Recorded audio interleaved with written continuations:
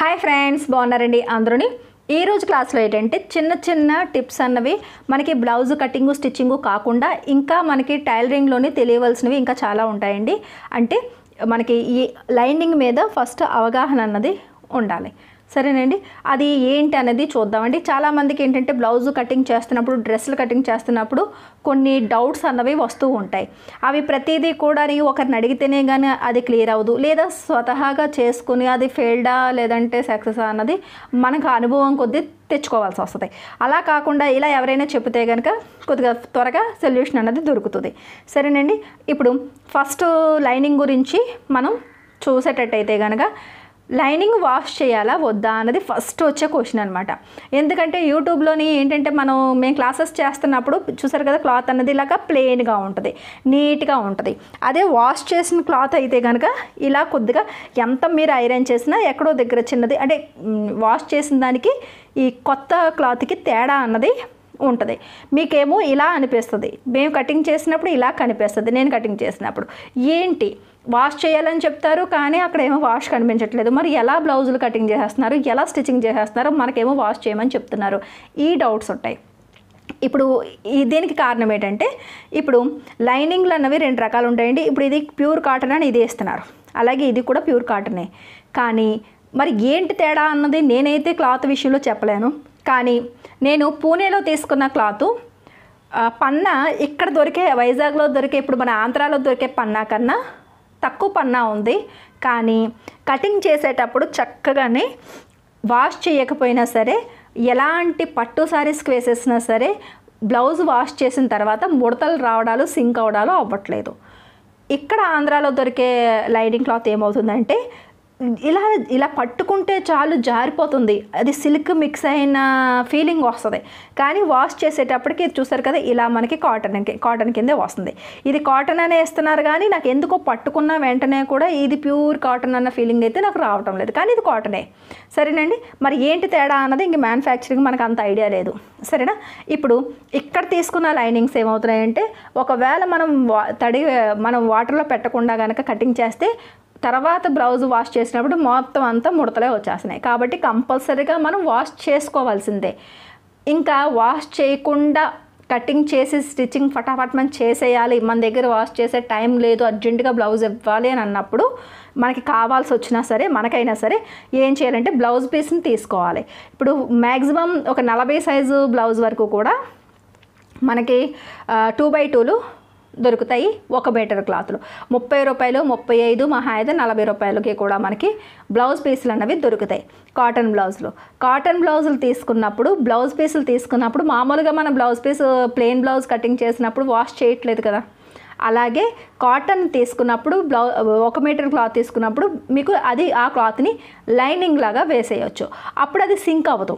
అది మనకి ఒరిజినల్ పీస్కి కటింగ్ చేసి స్టిచ్ చేసిన తర్వాత వాష్ చేసినా సరే అది సింక్ అవ్వదు అనమాట. ఇప్పుడు నేను ఎక్కువగాని 1 మీటర్ క్లాత్వి బ్లౌజ్ పీస్లు లైనింగ్ కింద వాడతాను. అలాగే నేను తెచ్చుకున్న తాన్లు చాలా వరకు ఉన్నాయి, అన్ని కలర్స్ కూడా 20 మీటర్ల చొప్పున తెచ్చుకున్నాను కాబట్టి ఆ లైనింగ్ని వాడుతున్నాను. కాబట్టి ఆ రెండు నేను వాష్ చేయట్లేదు. సరేనండి, అంటే మీరు లైనింగ్లో తాన్లోని లైనింగ్ కటింగ్ చేయించుకున్నారు అంటే కంపల్సరీగా వాష్ చేయవలసిందే. ఇది క్లియర్ అయింది కదా. ఆ తర్వాత ఇప్పుడు చూడండి, ఈ కలర్ నా దగ్గర లేదు, నేను ఈ లైనింగ్ తీసుకున్నాను, ఇది వాష్ చేశాను. సరేనండి, ఇది ఒక పాయింట్. ఇంకా రెండోది, కాటన్ శారీస్ మీద బ్లౌజులకి లైనింగ్ వేయాలా వద్దా. కాటన్ శారీస్లోని వచ్చిన బ్లౌజ్ పీస్ అన్నది మెత్తగానే ఉంటుంది, చక్కగా మెత్తగా ఉంటుంది, కానీ మనకి గుచ్చుకోవడాలు గట్రా ఏమీ ఉండదు. లైనింగ్ వేయకపోయినా మనకి ప్రాబ్లం లేదు. కానీ ఇది వాష్ చేసిన తర్వాత నెమ్మదిగా పల్చబడి శారీ కన్నా ముందు బ్లౌజ్ అన్నది మనకి చిరిగిపోవడం, మనకి డ్యామేజ్ అయిపోద్ది. అలాగే ఒకవేళ ఈ క్లాత్ వాష్ చేసిన తర్వాత మీకు ఏమైనా పలచబడింది అంటే కనుక మన స్కిన్ ఏ కలర్ అయినా సరే బ్లౌజ్ పీస్ మన స్కిన్ టోన్ అన్నది బయటికి కనిపిస్తూ ఉంటుంది కాటన్ బ్లౌజులకి. కాబట్టి చక్కగా లైనింగ్లు అన్నది వేసుకుని స్టిచ్చింగ్ చేస్తే క్లాత్ దల్సర్గానే ఉంటుంది, బ్లౌజ్ అన్నది డ్యామేజ్ కాకుండా ఉంటుంది. సరేనండి, ఎవరైనా మీకు కస్టమర్స్ అంటే మీరు బయట వాళ్ళవి స్టిచ్చింగ్ చేస్తున్నప్పుడు వారు ఏంటంటే లైనింగ్ బ్లౌజ్కి రేట్ వేరు, ప్లెయిన్ బ్లౌజ్కి రేట్ వేరు. మీరు ఫస్ట్ చెప్పాల్సిన బాధ్యత మనకు ఉంది. కాటన్ బ్లౌజులకి లైనింగ్ వేసుకుంటే బాగుంటుంది అని చెప్పాలి. లేదు మాకు వద్దు, మాకు ప్లేనే కావాలంటే కుట్టు పడేయండి. కానీ మన మాట వినేవారు అయితే కనుక మీరు ఇదే సజెషన్ చేయాలి, లైనింగ్ వేసుకుని స్టిచ్చింగ్ చేసుకోండి. మీ వరకు అయితే కనుక మీరు లైనింగ్ వేసుకుని బ్లౌజ్ని స్టిచ్ చేసుకోండి. సరేనా? ఇంకా మూడవది ఏంటంటే లైనింగ్ కటింగ్ చేసిన తర్వాత హ్యాండ్స్కి మనకి అంటే కొన్ని క్లాత్లు లైనింగ్లు ఏమవుతాయంటే పన్నా ఎక్కువగానే ఉంటుంది, కానీ వాష్ చేసేటప్పటికి కొద్దిగా సింక్ అయ్యి అటు ఇటు తోకల్లాగా వచ్చి అది కామన్గా వస్తుంది, ఎలా ఆరబెట్టినా సరే మీకు వస్తుంది. అలా మొత్తం మీద క్లాత్ అన్నది మీకు ఒకవేళ లైనింగ్ తక్కువ తీసుకుంటే కనుక నార్మల్ హ్యాండ్స్ అయిపోద్ది, కానీ ఎల్బో హ్యాండ్స్ అంటే మీటర్ క్లాత్ మనం పన్నా ఎక్కువగా ఉన్న లైనింగ్ పీస్ని మీటర్ తీసుకున్నప్పుడు పెద్ద సైజు వాళ్ళకి ఎల్బో హ్యాండ్ దగ్గరికి వచ్చేటప్పటికి ఫుల్ రావడం అన్నది కష్టమైపోద్ది. అంటే 10-11 ఇంచులు మనకి హ్యాండ్ కావాలన్నప్పుడు కష్టమైపోద్ది. అప్పుడు ఏంటంటే లైనింగ్ బ్లౌజ్కి మనం ఏం పర్వాలేదండి. ఇప్పుడు చూసారా, ఇది లైనింగ్ బ్లౌజ్కి ఇక్కడ నేను జాయింట్ వేశాను. ఎల్బో హ్యాండ్ పైన కర్వ్ నుంచి మనం ఇప్పుడు మిగిలిన లైనింగ్ నుంచి పైకి ఎంత ఉంటే అంత మార్కింగ్ చేసి కర్వ్ ఎలా తీస్తామో, ఎల్బో హ్యాండ్ కర్వ్ ఎలా తీస్తామో అలాగే తీసేస్తారు. ఆ తర్వాత కింద క్లాత్ మనకి ఎంతైతే తగ్గిందో, మనకి కావాల్సిన పొడవుకి ఎంతైతే తగ్గిందో దానికి ఒక 1 ఇంచ్ ఎక్కువగాని సైడ్ని మిగిలిన లైనింగ్ పీసుల్ని కటింగ్ చేసుకుని జాయింట్ చేసుకుంటాం. చూసారు కదా, నేను ఇలాగా జాయింట్ వేశాను. జాయింట్ వేసిన తర్వాత ఇప్పుడు ఏంటంటే ఇటువైపు ఈ జాయింట్ ఉన్న వైపు ఒరిజినల్ పీస్ని పెడతాం. ఒరిజినల్ పీస్ దల్సరిగా ఉంటుంది. బాగా పల్చగా ఉన్న క్లాత్కి అయితే మళ్ళీ ఈ అతుకు కనిపిస్తుందేమో అని అనిపిస్తుంది, కానీ శారీలో వచ్చిన బ్లౌజ్ పీసులకి చాలా వరకు కూడా బార్డర్ అనేది జెరీ వీవింగ్ అన్నది వస్తుంది. అందులో ఇది అసలు కనిపించదు అనమాట. బాగా పల్చగా ఉన్న సిల్క్ క్లాత్ తప్ప ఇది జాయింట్ వేసామని తెలీదు. ఇటువైపుకి వచ్చేటప్పటికి ఇలా ప్లెయిన్గానే కనిపిస్తుంది. సరేనండి, తర్వాత ఇది ఇలా స్టిచ్చింగ్ చేసినంత ఒకసారి ఐరన్ చేసుకుంటే ఫినిషింగ్ వచ్చేస్తుంది. ఇప్పుడు మీరు అనుకున్న పొడవు వచ్చిందో లేదో చూసుకుంటారు. ఇలా మనకి హ్యాండ్కి కనుక క్లాత్ తగ్గితే జాయింట్లు వేసుకోవచ్చు. సరేనండి, ఇంకొకటి నెట్ బ్లౌజులు స్టిచ్చింగ్ చేసేటప్పుడు లైనింగ్ ఎలాంటిది తీసుకోవాలి. నెట్ బ్లౌజులు స్టిచ్చింగ్ చేసేటప్పుడు ఒకటి క్రేప్లో వాడతాం. ఈ క్రేప్ అనేటప్పటికి చూడడానికి మనకి స్మూత్గా అంటే మెత్తగానే ఉంటుంది. కొద్దిగా ఏంటంటే చెమట అయితే పేల్చదు, సిల్క్ లాగే మనకి కొద్దిగా ఇబ్బంది పెడుతుంది. అలాగే క్లాత్ కూడా దల్సరిగానే ఉంటుంది, మరీ పల్చనేమి ఉండదు. అలా పల్చగా కాదు, ఎక్కువ దల్సరే కాదు అన్నట్టుగా మీడియంగా ఉంటుంది. కానీ ఇది మరీ ఎక్కువగా ఉండలేనంత ఇబ్బంది అయితే పెట్టదు. రెడీమేడ్ ఫ్రాక్లు కట్ట, లాంగ్ ఫ్రాక్లు కట్ట లోపల వేసే లైనింగ్ క్రేపే వేస్తారు. సరేనా? ఒకటి క్రేప్ యూస్ చేసుకోవచ్చు. దీనివల్ల ఏంటంటే మనకి అంటే దలసరిగా ఉండడం వల్ల సపోర్ట్ ఎక్కువగా ఉంటుందని అనుకున్న అలా సపోర్ట్ ఎక్కువ ఉండాలి అని అనుకున్న వాళ్ళు క్రేప్ అన్నది వేసుకోవచ్చు. ఇప్పుడు ఇది నెట్ కదా, ఈ నెట్ని ఇలా పెడితే మీకు బయటికి లుక్ అన్నది ఇలా వస్తుంది. ఎప్పుడూ కూడా net light colour, dark colour అంటే సేమ్ శారీలో వచ్చిన బ్లౌజ్కి మీరు శారీ కలర్కి మ్యాచ్ అయ్యేటట్టుగా మీరు నెట్ తీసుకుంటున్నప్పుడు net light colour, dark colour అయినా సరే శారీ ఏ కలర్ అయితే ఉందో అదే సేమ్ కనీసం లైనింగ్ అన్న తీసుకున్నారు అంటే దాన్ని ఇది కవర్ చేస్తుంది అనమాట. మనకి విజిబుల్ లైనింగ్ అవుతుంది కాబట్టి నెట్ క్లాత్కి ఈ లైనింగ్ క్లాత్ మనకి బయటకు కనిపించి శారీకి త్వరగా మ్యాచ్ అవుతుంది. సరేనండి, అలా కలర్ని సెట్ చేసుకోవాలి.